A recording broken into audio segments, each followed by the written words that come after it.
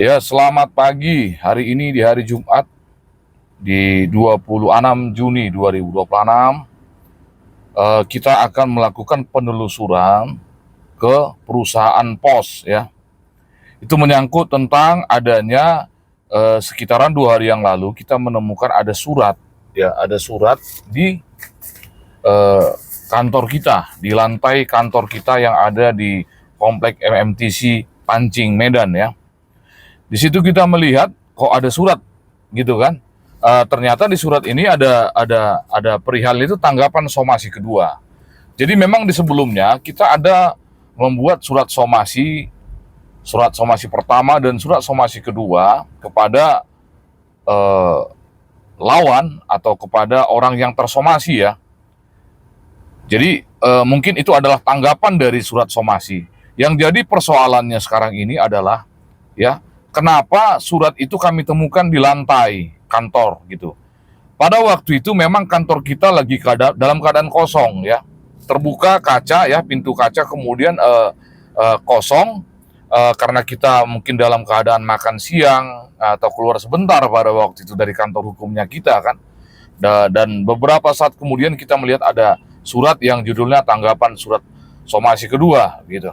Surat somasi ya adalah surat yang memiliki kandungan bukti hukum ya.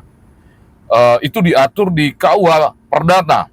Kemudian dalam prakteknya, dalam hukum pidana juga itu menjadi sebuah kebiasaan. Karena apa? Karena somasi atau surat teguran itu ya, itu bisa nantinya dijadikan sebagai bukti hukum untuk ya memberikan bukti kepada hakim atau kepada penegak hukum seperti penyidik ya, menilai tentang sebuah uh, uh, kasus pidana atau kasus perdata begitu. Jadi begitulah ya kekuatan kandungan daripada surat somasi atau surat teguran secara hukum. Makanya pada saat kita menyerahkan surat somasi kepada si tersomasi, kantor kita itu langsung mendatangi rumahnya. Begitu. Untuk nantinya kita bisa membuktikan bahwa itu benar-benar diterima. Jika tidak diterima, kita akan serahkan ke pemerintahan setempat seperti kepala RT, ketua RT atau kepala lingkungan atau lurah di wilayah si rumah si tersomasi begitu. Dan hal-hal lain lagi yang kita bisa membuktikan bahwa surat somasi itu sudah kita serahkan. Untuk apa? Untuk nantinya jadi bahan bukti hukum demi kepentingan hukum klien. Begitu kekuatan dari kandungan daripada surat somasi.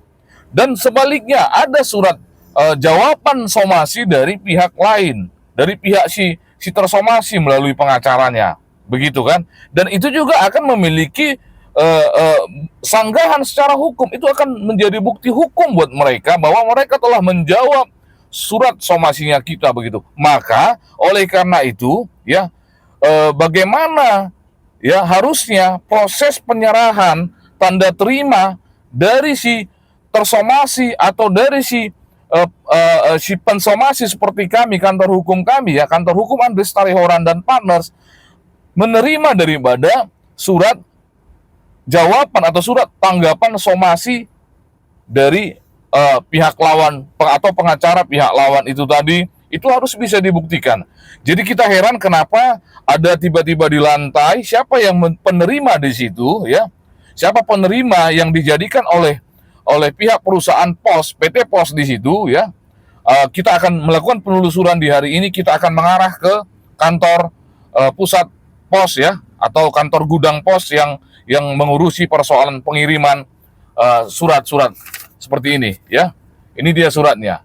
Oke, kita akan lakukan penelusuran. Apakah nanti surat ini sudah diserahkan secara prosedur, secara aturan yang diatur di PT Pos. Kita lihat nanti. Kita jalan sekarang. Oke, demikian. Terima kasih.